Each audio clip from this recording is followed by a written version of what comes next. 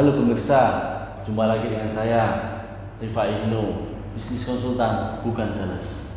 Nah, video kali ini saya akan memperkenalkan salah satu petinggi dari dunia finance di Jawa Timur, dan beliau adalah kepala cabang dari Sinan Finance. Beliau adalah Bapak Rudi Santoso. Ya, apa kabar Pak Rudi? Baik. Baik. Jadi gini Pak Rudi, di sini saya ingin tanya-tanya, boleh nggak? Boleh. Boleh. Sebelumnya berapa lama nih Pak Rudi di bidang finance? Saya di bidang finance ini sejak 2004, pertengahan 2004 lah. Itu pertama awal mula saya memang dari Sinarmas Multi Finance.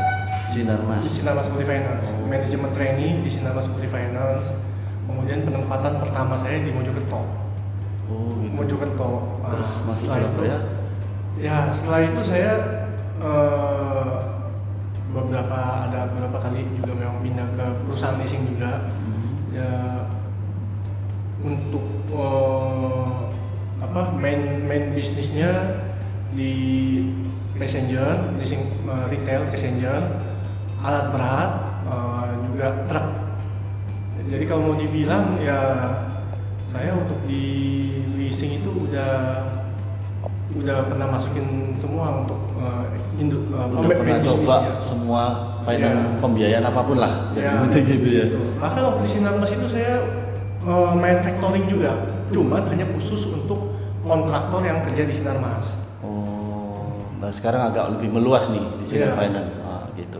Oke. Terus bagaimana sih overview dari Sinan Finance sendiri, Pak? Yang setahunya Bapak? Kalau di Sinhan kita main bisnisnya itu sekarang ke fleet, lebih ke alat berat dan truk. Memang kita ada divisi untuk kartu kredit di pusat Jakarta Hall. Tapi main bisnis kita lebih ke truk sama alat berat. Alat berat saja. Jadi terutama ini karena buat rekan-rekan, karena kita juga dari Indomobil kan jual truk. Nah, salah satunya adalah grupnya kita adalah Sinan Finance. Ini yang bantu kita dalam proses pembiayaan. Terus ini dalam pandemi sekarang nih baru dia.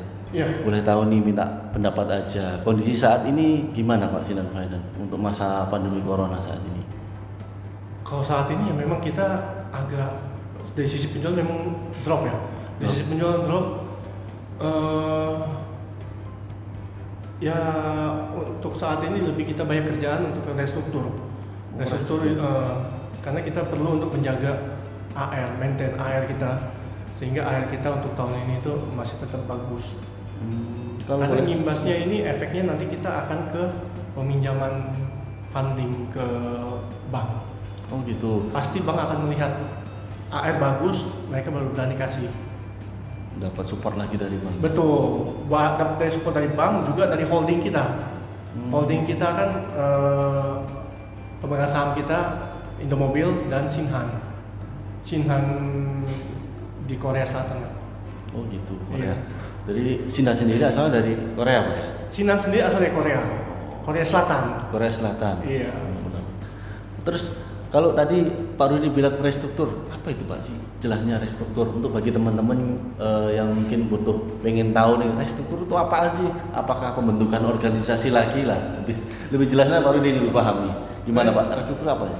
Jadi restruktur itu kita kasih ke relaksasi sesuai dengan anjuran pemerintah ke customer yang kena imbas COVID. Itu jadi bentuknya kita kasih keringanan pembayaran berupa dikenakan bunga grace period. Jadi kita kasih keringanan selama 6 bulan. Yang bersangkutan customer ini tidak perlu bayar apapun selama 6 bulan. Pembayaran itu akan dikenakan di akhir tenor masa kredit. Jadi saat itu customer ambil tenor 36 bulan. Jadi 6 bulan masa restruktur grace period akan dikenakan di bulan ke-36. Oh, jadi agak mundur lagi. Betul. Angsurannya. Iya, angsurannya pun ikut mundur selama 6 bulan. Jadi 36 tambah 6 42. 42 bulan. Terus Karena kan saat ini yang penting kalau andai kata bagi pengusaha itu kan survive ya. yang Survive. bisa bertahan. Iya, Hmm. bisa survive. Terus apakah semua perusahaan bisa disetujui untuk yang mengajukan restruktur di finance Bapak? Prinsipnya kita yang sudah saat ini berjalan ya 90% itu kita oke setuju. Karena mereka pun memang benar-benar membutuhkan itu. Walaupun kita sudah kasih restruktur, kadang itu customer pun belum tentu ngambil. Kadang customer belum tentu ngambil. Jadi mungkin mereka mau melihat dulu seperti apa restrukturnya. Kalau ya kondisi kayak gini kan juga ada istilahnya penumpang gelap lah.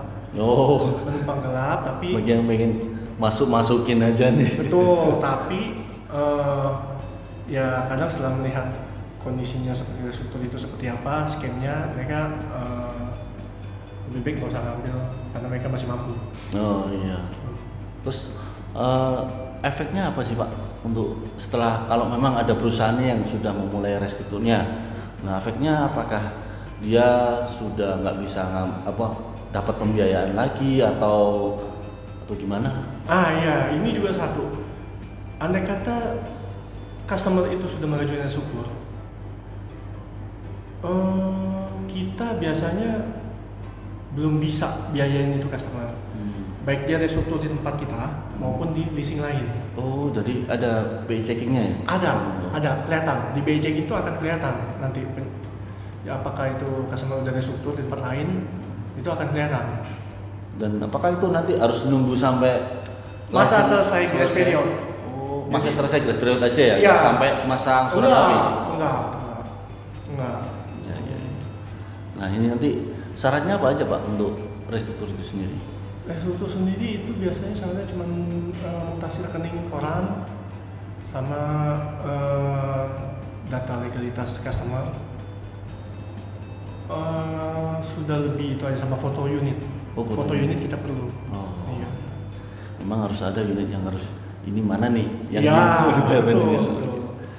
Terus ini Pak, ada satu perihal nih dari teman-teman, terutama customer juga share ke saya. Ini sudah ada yang memang keluar PO. Nah, terus tiba-tiba pertengahan proses realisasi nih, customer ini nggak tahu nih, udah keluar PO, terus tiba-tiba dia harus suruh bayar bunga lebih atau tiba-tiba ada kenaikan bunga, yang dimana nggak ada pemberitahuan dari awal nih. Nah, itu gimana Pak? Kalau kita di Sinhan nggak ada ya seperti itu. Kita memang waktu awal COVID Maret lah ya, itu awal Maret PO kita tetap valid, tetap berlaku. Hanya kadang dari customer yang pending, atau membatalkan. Nah kalau untuk dari teman-teman leasing lain ada kondisi seperti yang tadi Bapak bicarakan, itu mungkin internal kebijakan dari internal masing-masing mereka. Masing-masing punya kebijakan lah masing-masing punya dapur, punya kebijakan internal. Supaya penunjang juga untuk perusahaannya, kan kita nggak tahu alasan sebenarnya gimana ya. Ya itu betul, makanya. Dari sini sendiri nggak ada, belum pernah Pak ya? Belum pernah. Kalau dari sini kita menghargai itu kan suatu komit ya, PO di atas kop surat, tanda tangan apa semua. Itu komit kita ke dealer, ke customer. Oke. Terus ini Pak, untuk soal target selama Bapak udah di sini kan berapa tahun tadi? Saya. Iya. Saya di kalau Sinhan Finance? Di Sinhan sendiri itu kan 2015 ya. 2015 di 5 take over. Mulai beroperasional 2016. Jadi saya join Februari 2016. Berarti udah 4 tahunan nih. Iya. 4 tahunan, udah dalam proses 4 tahunan, target dari yang ingin dicapai dari pihak Sinhan Finance atau Bapaknya sendiri ada punya target nggak untuk Sinhan Finance? Kalau target jangka pendek saya sih untuk saat ini dengan kondisi sekarang, saya jaga AR cabang saya. Saya jaga AR cabang saya agar tetap yang terbaik, karena selama ini memang AR kita yang paling bagus untuk di Sinhan. Itu yang jadi beban dan tanggung jawab saya. Oleh karena itu makanya saya harus menjaga proses restruktur ini berjalan dengan mulus. Terus untuk kalau target selling itu kita tetap target selling supaya ada growth di tahun ini juga. Cuman mungkin ada penyesuaian untuk target selling kita. Gitu ya. Oke. Terus ada planning nggak setelah mungkin masa COVID ini selesai? Kan kita nggak tahu nih pastinya kapan selesainya. Tapi harapan semua sih supaya bulan depan udah mulai jalan lagi, aktivitas sales sudah kembali lagi. Jadi minimum ada nggak rencana jangka pendek untuk Sinhan dan jangka panjangnya lah kalau ada? Kalau secara nasional ya rencana jangka pendeknya mungkin sama secara nasional, karena kondisi seperti ini kita pasti akan jaga AR. Kita proses dan kawal restruktur selurus dan sebaik mungkin. Kalau jangka panjang tentu kita ingin jadi maksimal 3 besar pembiayaan di Indonesia, karena melihat dari kita punya backup pemegang saham holding ini kan Indomobil Group dan Sinhan itu kan cukup besar, sehingga kita harap kita bisa penetrasi ke pasar tiga besar. Dan itu memang butuh support dari Indomobil juga ya? Iya, pasti. 3 besar Pak. Ya iya. Semoga aja nanti kedepannya bisa tercapai targetnya. Iya.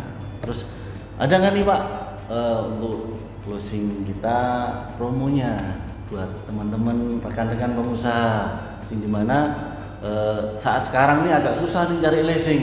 Kebanyakan, oh ya ini ya, berapa ini rata-rata DP semua 30%. Nggak harus melihat siapapun, RO pun 30% lah. Ada nggak promo dari sini Mbak? Ya, kita saat ini kita memang masih jualan. Kondisi walaupun dari bulan Maret kita tetap masih jualan. Hanya kita lebih selektif untuk customer middle ke atas. Dan untuk bunga, kita mulai dari 11,5, DP mulai dari 20%, tapi itu term condition tertentu. Intinya kita tetap support customer yang membutuhkan pembiayaan, dan kita support juga dealer-dealer, terutama dealer IPN yang merupakan kita punya satu grup dengan IPN. Oke. Jadi ya cukup sekian sih. Udah dapat nih beberapa masukan dari Pak Rudi. Jadi harapan saya nanti ke depannya kita bisa join bareng ke depan untuk masalah pembiayaan. Dan itu sekali lagi teman-teman, kalau memang ada butuh yang mau ditanyakan silakan nanti hubungi saya atau nanti ada kontaknya Pak Rudi ya. Boleh tak cantumkan Pak ya? Boleh. Di video saya kali ini nanti ada videonya, ada namanya Pak Rudi dan kontak personnya, nanti silakan bisa menghubungi nomor tersebut. Dan kalau mau ada butuh komentar untuk konten berikutnya, silahkan komen di bawah. Dan butuh support nih, saya subscribe dan like-nya dari teman-teman. Silahkan. Itu aja, terima kasih dari saya. Wassalam. Rifai Indo.